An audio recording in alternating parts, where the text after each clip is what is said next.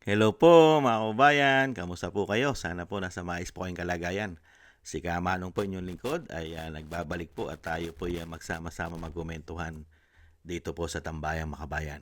Magumpisa na po tayo, komentuhan po natin ito pong pahayag ni Attorney Levy Baligod dito po kay Gatchalian. At syempre po, mawawala po ba si Matibag mga kababayan? Dapat daw po bang paniwalaan pa itong mga huwad, itong mga sakim at swapang sa kapangyarihan? Hindi po ba? Umpisahan po natin, panuorin at pakinggan po si Attorney Baligod at komentuhan po natin mga kababayan. Ito po. Ako, naniniwala ba kayo kay Will Gatchalian sa kasi Matibag?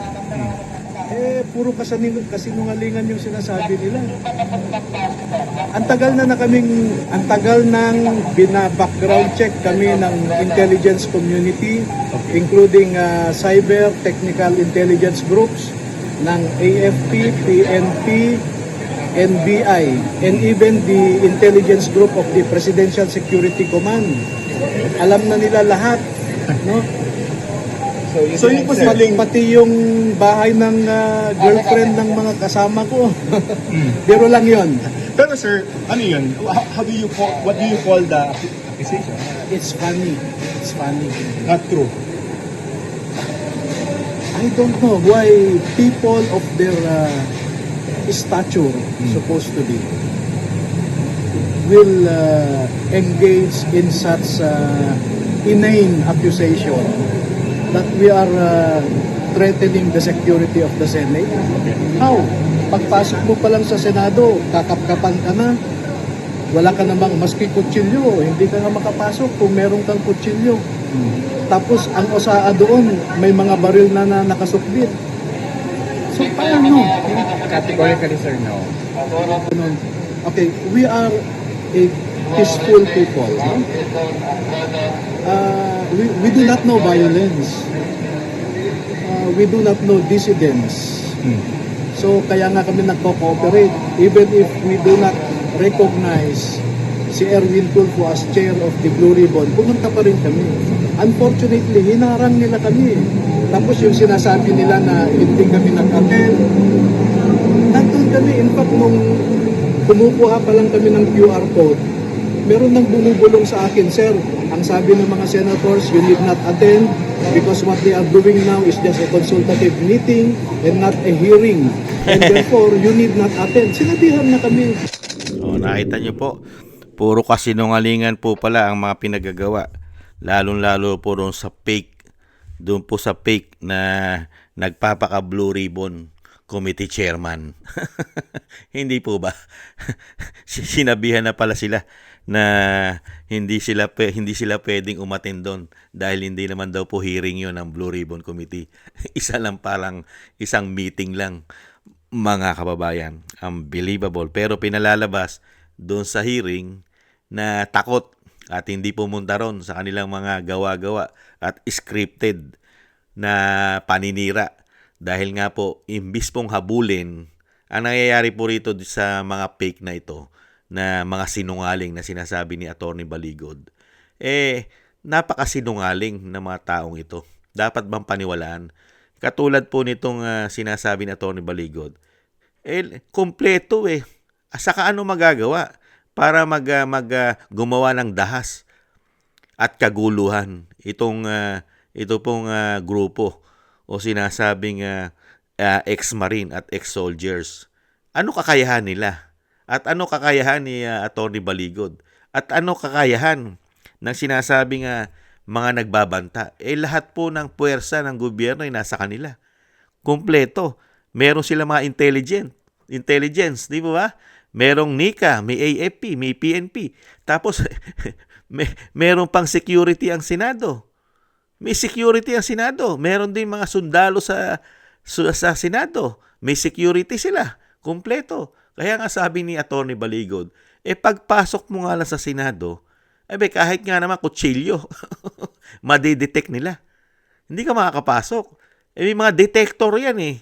Kakapkapan ka pa, tapos meron pa silang machine para ma-detect kung may dala ka. Kargada, di po ba? Napakahirap pumasok at napakahigpit ng security Katulad po diyan sa Senado. Tapos ito nga naman nagpipretend na mayroong kaguluhan at kailangan i-secured at i-lockdown ang Senado. Obvious na obvious naman 'yan. Kaya nga sinasabi ni Atty. Baligod, dapat pa ba nating paniwalaan itong mga peke at nagpipretend na sila ang Senate President at sila ang sinasabing chairman ng Blue Ribbon Committee at si Matibag na NBI, mga kababayan, NBI ng Malacanang, di umano, at isang Senate President ng Malacanang, di umano. Unbelievable. Nawala na po ang tiwala ng mga taong ito sa majority ng mga Pilipino na may isip. Alam po natin at alam din naman po ninyo kung sino na po ang pinoprotektahan nitong si Senadora Win Gatchalian. At siyempre alam na naman natin kung sino ang pinoprotektahan ni Matibag. Hindi na po sila para sa mga Pilipino at sa taong bayan. Dahil ang gusto ng taong bayan, mga kababayan, tayo gusto natin mahuli, mapanagot, makulong at maibalik ang mga ninakaw na trilyon at daan-daang bilyon ng mga politiko. Pero makakita ka ng katulad nito, NBI, at ng mga senador katulad ni Gatchalian at mga kasama niya, parang ayaw nilang mapanagot at matuklasan ng taong bayan kung sino-sino ang mga nagnakaw nito. Hinaharang nila, pilit, di umano. Nakita nyo po ang makabalbalan nito mga taong ito. Kaya nga makapag-iisip ka, makikita mo na ang galawan na kung sino-sino ang nagsasabuatan pala na gumawa ng malawakang korupsyon. Dahil ayaw nilang matumbok, lalo-lalo na kung makakarating na ang investigasyon sa Malacanang. Hindi po ba? Kaya tayo yung maasa na sana po'y magtagumpay ang kabutihan at ang katotohanan sa ating bansa, lalo-lalo po sa ating gobyerno. Huwag po sanang magtagumpay at maghari ang masama at nagpakademonyo at nagpakahudas at nagpakatraidor na mga politiko sa ating bansa ng mga walang malasakit. Walang malasakit. Ang malasakit lang po nito ay sa pakinabang at kapangyarihan. Hindi po ba? Maraming salamat po, Atty. Baligod, at majority po ng taong bayan kasama po ang ating mga bayani na mga OFW sa buong mundo ay nagtitiwala po sa inyo at sa atin pong mga bayani na mga ex-militar, ex-marine, at marami pa po yan. Dahil kung matutuloy po ang hearing ni Senator Marcoleta, Senator Pia Cayetano at ang Senate President Cayetano, ay marami pa po yan kasunod at madadagdagan pa po ang ating mga ex-marine at ex-soldiers, mga kababayan. Umaasa po tayo na sana po hindi mapigilan ng tuluyan ang katotohanan. Maraming salamat po at mabuhay po kayo. At syempre po, ang dasal at panalangin po namin sa inyong pag-iingat ay sama-sama po. Maingatan po kayo. Maraming salamat. At thank you rin po sa mga naagusto po ng ating Tambayang Makabayan sa YouTube at TikTok. At ganoon din po sa ating mga subscribers. At sa mga nagko-comment, like, share, and subscribe. At patuloy po nagsusubscribe. Mabuhay po kayo. Shoutout po sa inyo lahat.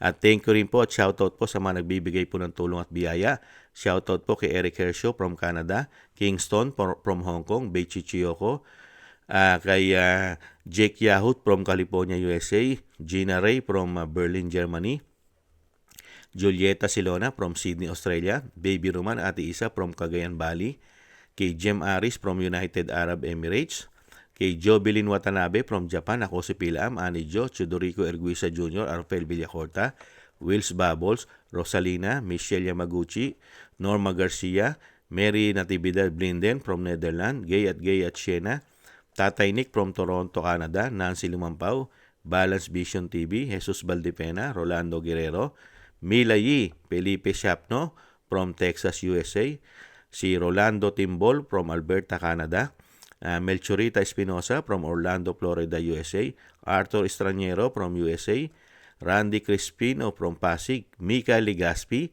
Tessie Mantilla from Kuwait, Frank Zamora from California, USA, Romulo Di Vinagracia from Bacolod City, at Ma'am LB at Sir Manny from North Miami, Florida, USA. Maraming salamat po sa inyo mga kabayan, at ingat-ingat po kayo sa inyo po mga paggawa, at God bless po sa inyong lahat. At tayo naman po mga kabayan ay magtiis-tiis. Kailangan po natin magtiis at samahan po natin maraming dasal at panalangin. Muli po, paalam, bye-bye.